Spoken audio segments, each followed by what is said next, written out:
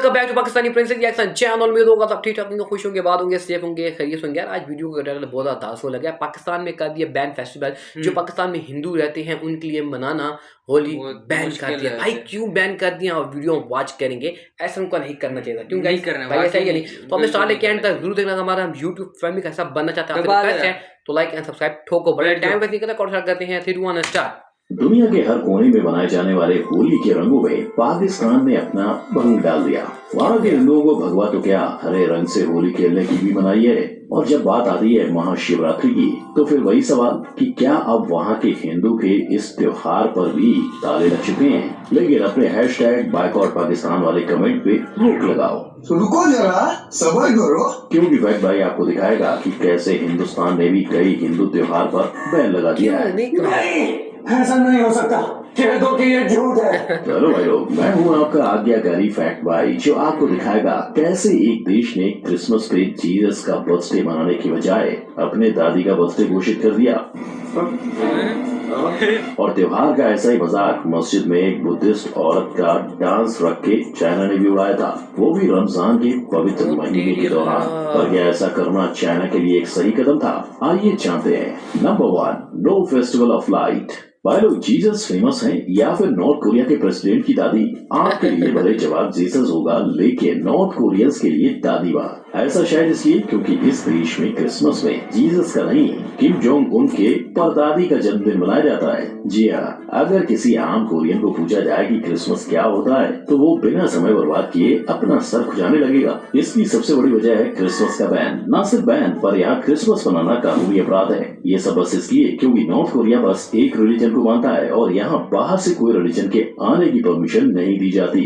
मगर बड़े बड़े देशों में ऐसी छोटी छोटी बातें होती रहती हैं भाई लोग। और इससे पूरा उल्टा है साउथ कोरिया, जो कि क्रिसमस का फेस्टिवल धूमधाम से मनाता है। लेकिन हमारे किम भाई को ये भी प्रॉब्लम है कि यीशु का बर्थडे उसका पड़ोसी मुल्क मनाता है। और जब साउथ कोरिया ने अपनी बॉर्डर पर एक बड़ा सा क्रिसमस ट्री लगाया तब किम इतने भड़क उठे थे कि उन्होंने जंग की तैयारी तक कर रखी थी।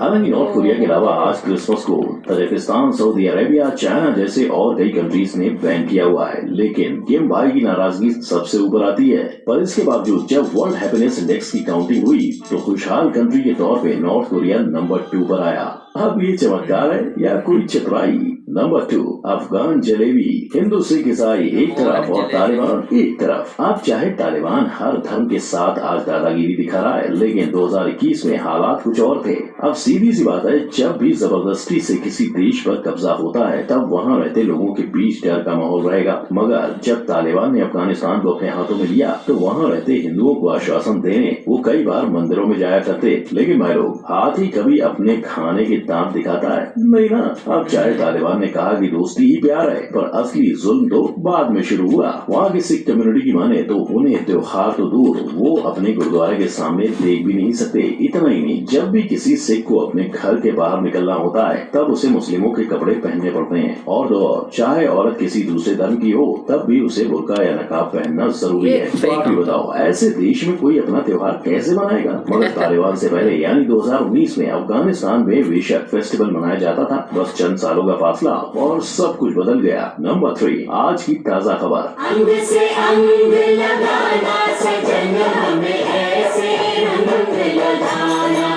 अब रंग नहीं लगेगा। पाकिस्तान ने खुलेआम ऐलान किया है कि भैया हमारी यूनिवर्सिटीज में होली खेलना सख्त मना है। और जब कुछ स्टूडेंट ने वहाँ होली खेलने की कोशिश की तब उनके साथ मारपीट की गई। ऐसा अत्याचार सरकार बस इसलिए कर रही है क्योंकि उनके मुताबिक होली जैसे फेस्टिवल का सेलिब्रेशन इस्लाम को मिटा रहा है। पर इन नादानों को शायद ये नहीं मालूम कि जिसके खिलाफ ये खड़े हैं उसकी जड़ों में ही होली का इतिहास छुपा है। कहानी है प्रहलाद और उनके पापा हिरण्यकश्यप की। और जब हिरण्यकश्यप ने प्रहलाद को प्रार्थना करने से रोका था तब नरसिम्हा भगवान ने अवतार लिया। अब ये तो हुआ कहानी का एक पहलू। दूसरा पहलू ये है कि इससे भी पहले जब हिरण्यकश्यप की बहन प्रहलाद को लेकर अग्नि में समा गई तब होलिका को जलना पड़ा और प्रहलाद उसमें बच गया। अब आप सोच रहे होंगे कि फैक्ट भाई अचानक पुराणों में कैसे चला गया? तो भाई लोग, जिस होलिका के जलने पर होली का त्योहार शुरू हुआ वो जगह असल में पाकिस्तान के मुल्तान में स्थित है। मतलब जिस देश में होली शुरू होने का इतिहास है वहाँ के रंग कैसे बदलोगे? अब चाहे पाकिस्तानियों ने मिल के उस मंदिर को आज तोड़ दिया, लेकिन जज्बा आज भी कायम है। हालांकि हिंदू फेस्टिवल को बैन करने करने की बात 2020 में भी की गई थी और उस वक्त निशाने पर महाशिवरात्रि का उत्सव था, पर पाकिस्तानी नेताओं की तरह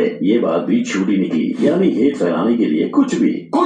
और हेट की वजह से तो बांग्लादेश ने भी दुर्गा पूजा को बैन कर रखा था। असल में वहाँ दुर्गा पूजा मनाई जाती है, लेकिन 2021 में जब हिंदू त्योहार आया तब हिंदू मुस्लिम पंगे में पूरे देश में झगड़े की एक लहर उठी। इस पंगे में कई लोग जख्मी हुए और पुलिस को टीयर गैस तक का इस्तेमाल करना पड़ा। अब एक मुस्लिम देश में हिंदू त्योहार मनाना पहले ही बहुत मुश्किल होता है, और जब ऐसे मामले सामने आए तो हिंदुओं की सुरक्षा का क्या? तो भाई लोग, इसकी जिम्मेदारी खुद वहाँ के प्राइम मिनिस्टर ने ली थी, वो भी ये कहकर कि जिसने भी ये दंगे करवाए हैं उसे छोड़ा नहीं जाएगा, और वो अपनी बात पर अटल रही। 2022 में दुर्गा पूजा का उत्सव बांग्लादेश में जोरों शोरों से मनाया गया, और जब कोई हिंदू त्योहार आए तब ऐसे ही शोर की उम्मीद हमारे इंडिया में भी होती है। लेकिन 2024 में कर्नाटका के एक अनाउंसमेंट ने सबको हिला के रख दिया। इसमें लिखा था कि स्कूल और कॉलेजेस में कोई हिंदू फेस्टिवल नहीं बनाएगा, यानी भारतीयों का जुनून छुट्टियों में तोड़ा गया। और जैसे ही ये बात इंटरनेट पर वायरल हुई तब कई लोगों ने इसका तिरस्कार किया। इसके बाद कर्नाटका की सरकार को ना चाहते हुए भी अपना फैसला वापस लेना पड़ा। यानी एक चीज तय है कि चाहे हिंदुओं के त्योहार कई देशों में बैन है, पर इंडिया में ही होता है ऐसा व्यवहार, दिल को ठेस पहुंचाता है। नंबर 4, गलती आखिर किसकी है? एक मुस्लिम के लिए नमाज पढ़ना जरूरी होता है, और रमजान के दौरान तो और भी ज्यादा, मगर चाइना वालों ने अपने देश के उइगर मुस्लिम से उनका वो हक छीन लिया।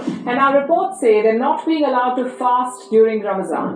इतना ही नहीं, चाइना वालों ने फरमान निकाला कि ईद के दौरान बस वही नमाज पढ़ने जाएंगे जिनकी उम्र 60 साल के ऊपर की होगी। और चाइना ये नहीं रुका, उसने मुस्लिम्स को अपने घर में नमाज पढ़ने के लिए भी मना कर डाला, यानी जांच के बहाने से अफसर आपके घर किसी भी वक्त पहुंच सकते हैं। लेकिन मैं लोग सोचने वाली बात यह है कि आखिर चाइना और उइगर मुस्लिम्स के बीच इतनी नफरत क्यों? तो इसके इतिहास का अहम हिस्सा है चाइना का जिनजियांग। यहाँ उइगर मुस्लिम्स की तादाद पहले से ही ज्यादा थी, और चाइनीज नहीं चाहते थे कि वो और बढ़े, इसलिए जब इसका प्रतिशोध हुआ तब कई चाइनीज लोगों की मौत हो गई। तब से लेकर अब तक उइगर मुस्लिम्स को वहाँ ऐसे कानून का सामना करना पड़ता है। इनफैक्ट 2023 के रमजान के दौरान मुस्लिम्स का मजाक उड़ाने के लिए चाइनीज गवर्नमेंट ने एक चाल चली। उन्होंने चाइना की एक मस्जिद में बुद्धिस्ट औरत का डांस रखा, और जब भी कोई उइगर मुस्लिम वहाँ आवाज उठाता है तो उसे वहाँ की सरकार कैद कर लेती है। अब आप ही बताओ, किसी के मजहब पर कोई रोक होनी चाहिए? इसके खिलाफ इंडिया और पाकिस्तान ने मिलकर आवाज उठाई थी, लेकिन चाइना ने किसी की नहीं सुनी। नंबर 5, अपने ही पर आए। आज म्यांमार में 90% लोग बुद्धिज्म मानते हैं। इसके बावजूद म्यांमार ने अपने ही देश में एक बुद्धिस्ट फेस्टिवल को बैन किया था।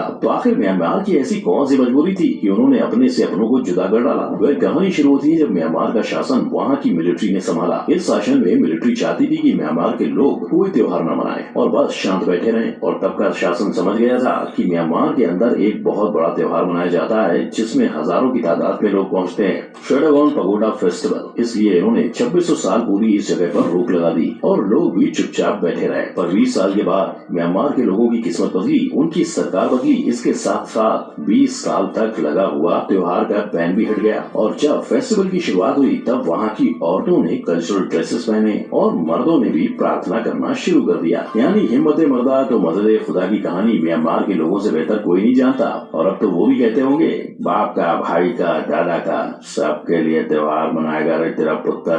नंबर 6, बच के रहना रे बाबा।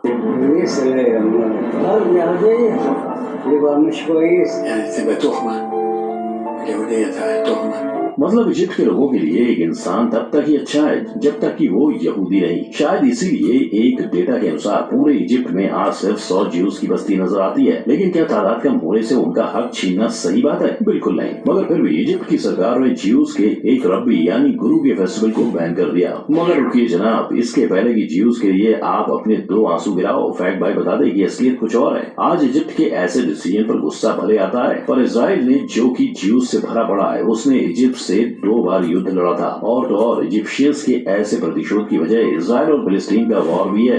जब तक वो मुद्दा नहीं उठा था तब ज्यूज का त्योहार मनाने के लिए लोग सुबह 10 से रात 1 बजे तक जश्न मनाते और एक दूसरे को बधाई देते। वहाँ पार्टी होती, पढ़ाई होती और नाच गाना रखा जाता। लेकिन अब जैसा देश वैसा वेश, राइट। इनफैक्ट ज्यूज पर होते अत्याचार के ऊपर एक डॉक्यूमेंट्री तैयार की गई थी, मगर उस डॉक्यूमेंट्री को इजिप्ट की सरकार के द्वारा बैन कर दिया गया। इतना ही नहीं, इजिप्ट के टेक्स्ट बुक्स में भी कई बार ज्यूज को गलत दिखाया जाता है। तो इन बैन त्योहारों को देख फैक्ट भाई इतना ही कहेगा कि जहाँ प्यार है वही राह है। तो जैसे जिसकी सोच, वैसे ही जैसे इंडिया और पाकिस्तान, जहाँ दोनों ही अपनी ईद अलग तरीके से मनाते हैं। आप दोनों के तौर तरीके इस आई बटन पर क्लिक करके जान सकते हो। वीडियो अच्छी लगी हो तो लाइक, कमेंट, शेयर और यहाँ सब्सक्राइब वीडियो एंड करना। करते हैं भाई। बहुत ज़्यादा हालात ख़राब हो चुके हैं। बहुत इस तरह की ज़्यादा। आप देखो फेस्टिवल बैन किए जा रहे हैं, जैसे चाइना के अंदर के मस्जिद में मुसलमानों के लिए उनको एक तहासा देना, क्या तुम लोग कुछ भी नहीं हो। बट ठीक है, बट जरा देखें काफ़ी देशों के अंदर फेस्टिवल मनाया जाता है, कुछ देशों में बैन किया जाता है, उनकी हुक्मरानी है, जैसे वो चाहेंगे हुक्मरान वैसे वो करेगी, जैसे फौज चाहेंगे वैसे वो करेंगे। तो सही मुझे बात है ना, समझ नहीं आया इन्होंने पाकिस्तान ने भी असल में गलत की, क्यों उनके त्योहार भाई खराब अगर कर रहे हो? पाकिस्तान में भी होली मनाने दो दो यार। देखो इसमें जैसा कोई करोगे गलत वैसा बात तो करोगे। नहीं है। उस बंदे ने क्या बात वीडियो बताई है कि अपने ही लोग हमको डुबा देते हैं, जिस तरह के बुद्धिज्म के लोगों ने अपने ही लोगों को डुबा दिया। सही बात है यार, हमारा भी मतलब क्या काम कि बनता था। अच्छा ये जो होली है तो मुल्तान में स्टार्ट हुई थी। भाई, ये शुरुआत ही वहां से हुई, तो मुल्तान- ये इनको छेड़ेंगे कैसे? बिल्कुल भाई मतलब ये बहुत गलत बात है बिल्कुल यार, यार। बहुत गलत बात है। इनको नहीं करना चाहिए था इस तरह ऐसे की, इनका ही है। त्योहार बंद करे। और चाइना को ये भी नहीं करना चाहिए था कि मुस्लिम को यार रोके, किसी को बंदा क्यों क्या रोके? रोके, क्यों रोके? कौन सी हाँ, दुश्मनी देखें, है यार? कौन सी दुश्मनी? आई होप अब आपने हमें कमेंट्स में लगाया आपको वीडियो कैसे लगी और किस वीडियो में क्या समझ आपको आई है। तो अगर हमारे YouTube चैनल का फैमिली का हिस्सा बनना चाहता है तो कैसे हमारे चैनल को लाइक कर सकते हैं। दबा दिया करो यार। मिलते हैं नेक्स्ट वीडियो में। जय हिंद।